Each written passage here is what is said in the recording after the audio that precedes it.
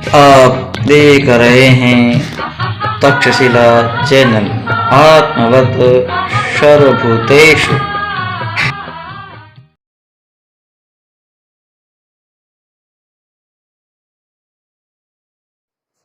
प्यारे विद्यार्थियों, नमो नमः। राजस्थान स्टेट ओपन कक्षा 10 के गृह विज्ञान के परीक्षा में आने वाले उपयोगी निम्नलिखित प्रश्नों के बारे में हम चर्चा करेंगे। तो आइए, आज तक्षशिला चैनल में आपका फिर से हार्दिक अभिनंदन व स्वागत। तो चलते हैं गृह विज्ञान कक्षा 10। प्रश्न ऐसा है, भोजन पकाने की विधियों का के नाम लिखते हुए किसी एक विधि का विस्तार से वर्णन करना है। भोजन पकाने की विधियों का वर्णन करना है हमको। तो भोजन पकाने की विधियां होती है, तो क्या क्या विधियां होती है इसके बारे में जानेंगे। भोजन पकाने की विधियां हम उत्तर में लिखेंगे, भोजन पकाने की विधियां। और भोजन पकाने की विधियों में 3 प्रकार की विधियां होती है। पहले प्रकार की विधि का नाम है नम विधि द्वारा पकाना। नम विधि द्वारा भोजन को पकाना है, ठीक है। और उसके बाद में शुष्क विधि है। नम मतलब इसमें पानी वगैरह पर्याप्त हो, है ना, नमी, भाप के द्वारा। फिर शुष्क विधि द्वारा भोजन पकाना, ये शुष्क विधि, ये नम विधि है जिसमें पानी का प्रयोग ज्यादा होता है। फिर शुष्क विधि द्वारा पकाना, यानी भोजन को, दूसरा है शुष्क विधि द्वारा भोजन को पकाते हैं। यानी कैसे पकाते हैं शुष्क से, यानी कम पानी या नहीं के बराबर पानी। फिर तेल या घी में तलकर पकाना, पानी का उपयोग बिल्कुल नहीं होता है, तेल और घी से फ्राई करना, इस प्रकार फ्राई से भोजन को पकाना, तेल अथवा घी से। तो ऐसी 3 विधियां होती है। नम विधि द्वारा पकाना एक विधि, दूसरी शुष्क विधि द्वारा पकाना, और तीसरी तेल या घी के माध्यम से हमें भोजन को पकाना। ऐसे 3 विधियां होती है। तो हम ये सारणी बनाएंगे, ये 3 विधियां हो गई। और नम विधि में कैसे उबालते हैं, पानी डालकर उबालते हैं, धीमी आंच से उबालते हैं, एक भाप से जो बाटी बनाते हैं ना अपन, तो इडली डोसा बाटी वगैरह भाप से, और प्रेशर कुकर से। तो ये नम विधि में 4 प्रकार की उपविधियां है, 4 प्रकार की उपविधियों से बनाते हैं। शुष्क विधि से पकाते हैं तो बेकिंग, भूनना और ग्रिल में पकाना, ऐसे। और चौथी है ये तीसरी विधि के भाग है, 2 भाग हैं। पूरी तरह से तलना, तेल में डाल करके पूरी तरह से तला जाता है। एक हल्का तेल डाल करके फ्राई करते हैं, जैसे भिंडी की सब्जी है ना, ऐसे हम फ्राई कर देते हैं। तो ऐसे हल्के तेल में या घी में तलना, तो इसकी 2 विधि। तो सबसे पहला नम विधि का विस्तार से वर्णन, इसमें कहा एक विधि का विस्तार से वर्णन करना, तो हम नम विधि का विस्तार से वर्णन करेंगे। तो हमको ये 3 विधि रट लेना चाहिए परीक्षा में, है ना। कौन सी विधि होगी, देखो, पहली नम विधि, दूसरी शुष्क विधि, और तीसरी घी या तेल द्वारा पकाना। ये 3 विधियां। और 3 विधियों में हर पहली विधि के 4 भाग, दूसरी के 3 भाग, और तीसरी के 2 भाग है। तो हम पहली विधि को थोड़ा विस्तार से पढ़ेंगे। तो नम विधि द्वारा पकाना, ये नम विधि द्वारा पकाना तो पहली विधि है। और एक विधि का विस्तार से वर्णन करना है, तो हम पहले इसका चयन करते हैं कि नम विधि से भोजन को पकाना। तो देखिए, उबालना इसका है, पहला है उबालना, है ना, ये था ना उबालना, ये भी। तो पहला है भाग इसका उबालना। तो उबालने में क्या करते हैं, हम बर्तन में पर्याप्त पानी डाल देते हैं। हमको पूरा लिखना चाहिए, मैंने यहाँ आपको केवल छोटे छोटे बिंदुओं के रूप में लिखा है, क्योंकि ये बोर्ड छोटा पड़ जाता है, हमको निबंधात्मक प्रश्न करना है ना, बड़ा प्रश्न करना है, इसीलिए। तो पर्याप्त पानी डालना बर्तन में, यानी कि हमारा जो पकाने की जो है वस्तु है, सब्जी है जो भी है उसके ऊपर से पानी निकल जाए, यानी ऊपर कम से कम वो पानी में पूरी तरह से डूब जाए, भोज्य पदार्थ पानी में डूब जाए, तो पर्याप्त पानी डालना। उससे क्या है, आलू है, चावल है, ये आदि, तो उसमें पर्याप्त पानी डाल देते हैं। और बिना पानी से या कम पत्ती आ रही है या पत्तेदार सब्जियां हैं, कम पानी में भी उबल जाती है, नहीं के बराबर पानी उसमें शामिल रहता है। और अधिक पानी में दालें या आदि उबालते हैं, कुछ कठोर सब्जी भी हो सकती है। अब देखो इसमें सावधानी क्या रखना है, इस विधि से हम खाना बनाते हैं, पकाते हैं खाना, तो क्या सावधानी रखना है।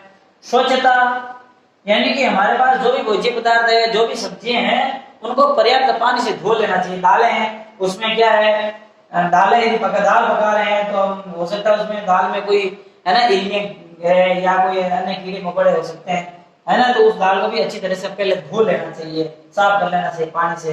सब्जियों को भी हमें पहले पानी से साफ बिल्कुल धो लेना चाहिए, साफ कर लेना चाहिए।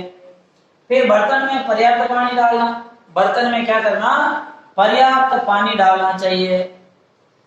फिर पूरी तरह से बंद ढक्कन का बर्तन होना चाहिए, बर्तन भी खुला नहीं होना चाहिए, खुले बर्तन में समय ज्यादा लगता है, भाप बन के पानी उठता है और ईंधन की भी बर्बादी ज्यादा होती है। तो हमारा बर्तन ऐसा होना चाहिए जिसके ऊपर बराबर ढक्कन आए, भाप बाहर नहीं निकले, ऐसा पूरी तरह से बंद ढक्कन का बर्तन होना चाहिए, ये सावधानी है। फिर क्या करना है, जड़ सब्जियों को छिड़का सहित उबालना। अब ये जड़ सब्जी क्या होती है, जड़ सब्जी मतलब जो नीचे जमीन में होती है, जैसे आलू है, जमीन के अंदर होता है, शकरकंद है ना, गाजर की भी सब्जी बनाते हैं उबाल करके, है, और सलजम है, ऐसे अनेक प्रकार की जो सब्जियां होती है जो जमीन के अंदर की होती है, उनको साफ पानी से धो लेना चाहिए, साफ कर लेना चाहिए और छिड़के से उनको उबालना चाहिए, ताकि उनके पोषक तत्व है उसी में विद्यमान रहे। और ये हमको सावधानियां रखनी चाहिए, ये सावधानी रखते हुए हमको जो है भोज्य पदार्थ उबालना चाहिए। तो ऐसे हमको पर्याप्त लिखना चाहिए ना, ऐसे पूरा लिखना चाहिए, मैंने जो बिंदु आज ऐसे लिखे हैं। फिर लाभ, देखो सावधानी भी होगी और लाभ क्या है, इससे क्या है, भोजन जलता नहीं, क्योंकि पर्याप्त पानी होता है अंदर, इसलिए भोजन चिपकता नहीं है पहले में और जलता नहीं है, खराब नहीं होता है। भारी मात्रा में भोजन पकाने के लिए उपयोग, जैसे मान लो बारात है या हमारे घर में कोई अच्छा कोई कार्यक्रम है, उत्सव है, और हम सभी परिवार वाले मिलकर के भोजन बना रहे हैं, 2-3 परिवार 4 परिवार वाले, तो हम बड़े बर्तन में और ये भोजन पका सकते हैं, आलू है, चावल है, इत्यादि इत्यादि। उबला हुआ भोजन सुपाच्य होता है, उबला हुआ भोजन है वो सुपाच्य होता है, हमको परेशानी नहीं करता है। ये बिना उबाला हुआ भोजन यदि हम कर लिया है तो क्या होता है, हमारे कई प्रकार के जो है पेट में दर्द है, उल्टी है, वहां शुरू हो जाता है। तो ये भोजन सुपाच्य हो जाता है, अच्छी तरह से हमारे पेट में पच जाता है, तो ये लाभ होता है। हानियां क्या होती है, इसे उबले हुए पानी के साथ पोषक तत्व भी नष्ट हो जाते हैं। तो देखिए विद्यार्थियों, इसमें पानी उबालते हैं और जो पानी उबलने के बाद में जो पानी बचता है हम उसको बहा देते हैं, आलू है, जैसे शकरकंद है, तो ऐसे पानी, तो उसमें क्या है, पोषक तत्व चले जाते हैं। चावल है, चावल उबालते हैं तो पानी बह जाता है, दाल उबालते हैं और बाद में भी हम ऐसा करते हैं, पानी गिरा देते हैं, तो वो पोषक तत्व उसके साथ में चले जाते हैं। उबला हुआ भोजन कई लोगों को अरुचि लगता है, कईयों को अच्छा नहीं लगता है, स्वाद नहीं रहता है, उनको उबला हुआ भोजन स्वाद नहीं रहता है, इसलिए वो नींबू डाल करके उसको स्वादिष्ट बनाते हैं, नींबू वगैरह डालते हैं या फिर उसमें कई प्रकार के मसाले वगैरह डाल करके उसको स्वादिष्ट बनाते हैं। ये हानि होती है, तो हानियों को ध्यान रखिए भाई। देखो उबले हुए भोजन, उबले हुए पानी के साथ में क्या होता है, पोषक तत्व नष्ट हो जाते हैं। उबला भोजन कई लोगों को अच्छा नहीं लगता है, अच्छा नहीं लगने के कारण है उसमें और कुछ है, स्वादिष्ट बनाने के लिए नींबू है, नींबू का प्रयोग है और मसालों का प्रयोग करके उनको स्वादिष्ट बनाया जाता है। तो ये हानि है। तो ये उबलना यानी विधि, नम विधि द्वारा भोजन पकाने में जो उबलना है इसका हमने वर्णन किया है, भोजन को उबाला कैसा जाता है, तो उसमें सावधानी क्या, कैसे उबाला जाता है, क्या क्या उबाला जाता है, सावधानियां है ना, लावधानियां। अब है धीमी आंच पर पकाना या रिझाना, ये धीमी आंच से, ये ना 2 नंबर, तो 2 नंबर है धीमी आंच द्वारा पकाना या उबालना, ठीक है। सीजना, हमारी भाषा में सीजना कहते हैं, सीजना। तो धीमी गति से हम कैसे, तो आइए फिर हम देखते हैं। पानी की मात्रा इसमें कम भी चलती है, थोड़ा कम हो तो चलेगा। आंच धीमी होती है, बिल्कुल धीमी आंच होती है। भोजन व पानी एक साथ उबालते हैं, पानी और जो भोज्य पदार्थ हैं, दाल हैं, जो भी इसमें एक साथ ही बर्तन में डाल देते हैं और धीमी आंच। शुष्क व कठोर भोज्य पदार्थ जैसे दालें हैं, कई प्रकार की सब्जियां हैं, इसमें उबालने के काम में ली जाती है। इसमें इस विधि का प्रयोग कर सकते हैं उसमें। और ये है ना शुष्क भोज्य पदार्थ जैसे कठोर दालें हैं, कठोर की सब्जी भी होती है, तो ये इनको हम पानी के साथ में डाल देते हैं और धीरे धीरे धीमी आंच में काफी समय लगता है, समय लगने के बाद में उबल जाता है। तो इसके लाभ क्या है, तो देखिए लाभ, भोजन का रस यथावत, यानी उसमें भोजन होता है, जो भोज्य पदार्थ होता है, उसका रस यथावत बना रहता है, उसके रस में कोई खास कमी नहीं आती है, उसको स्वादिष्टता पूरी तरह से बनी रहती है। भोजन स्वादिष्ट होता है। धीमी गति के आंच का जो भोजन बनता है वो जो है उबलने के बजाय है ना, तेज आंच से उबालने के बजाय वो भोजन स्वादिष्ट होता है, वो भोजन स्वादिष्ट।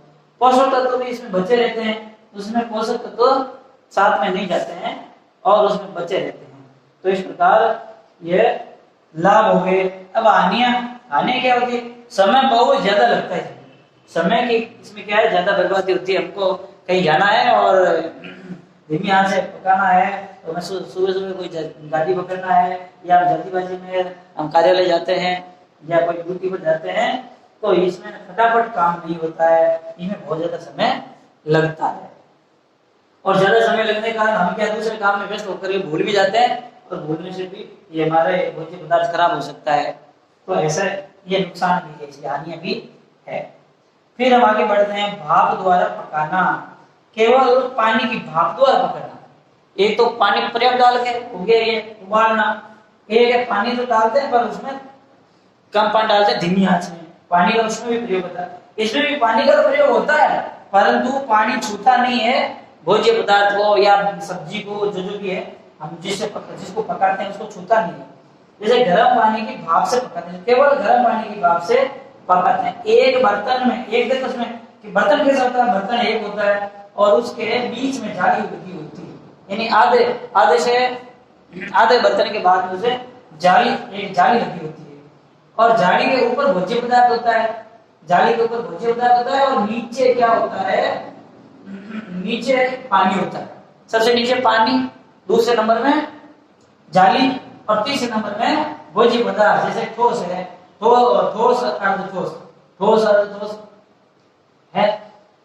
और भोजन में जैसे खमण है, ढोकला है, बाटी है ना, ऐसे उनसे बनाया जाता है। मोदक है, और ये कैरेमल, कस्टर्ड, इस प्रकार के जो केवल भाप से पकते हैं, पानी से नहीं पकते हैं, पानी की भाप से पकते हैं। तो ऐसे भाप द्वारा भी भोजन पकाना, ये भी एक विधि है, उपविधि है, विधि की उपविधि है।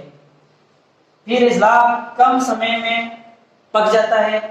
पोषक तत्व संरक्षित रहते हैं, पोषक तत्वों को किसी भी प्रकार से नुकसान नहीं होता है, और पोषक तत्व के यथावत बने रहते हैं।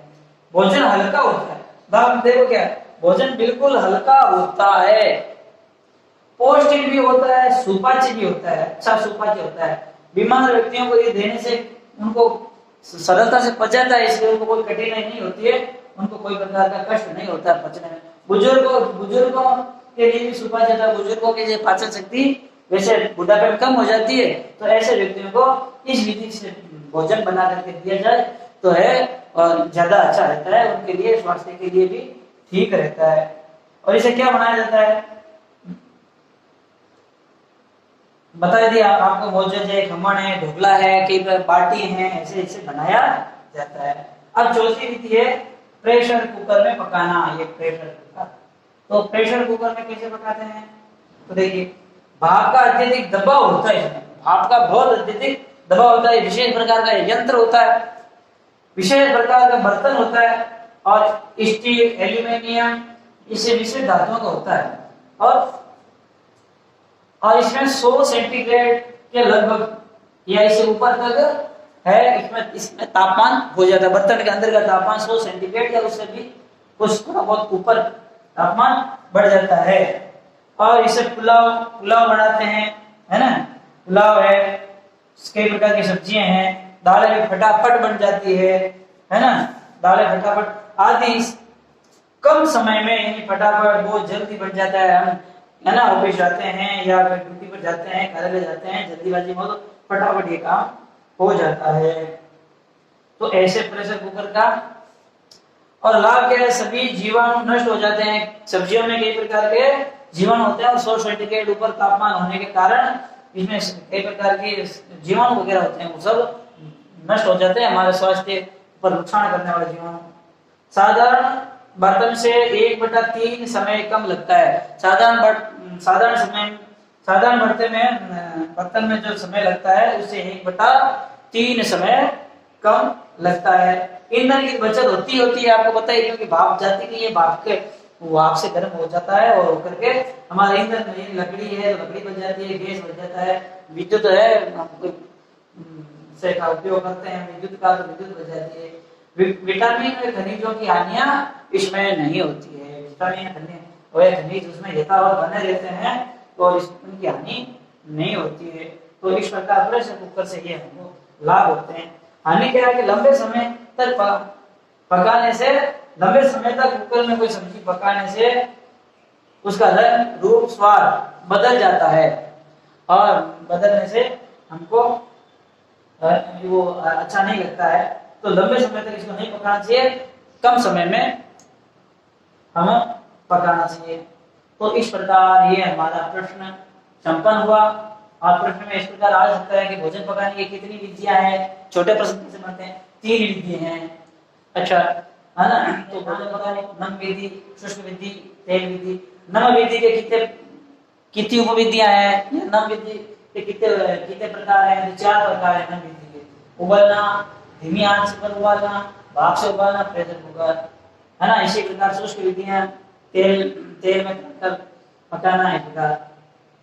तो ये हमारे भोजन की विधियों के बारे में जाना, और एक विधि का हमने विस्तार से वर्णन किया। तो ऐसा 4 नंबर का प्रश्न हमारे परीक्षा में आता है। तो हम इसको पूरा सही करेंगे, ऐसा पूरा विश्वास। इसी के साथ वंदे मातरम, भारत माता की जय।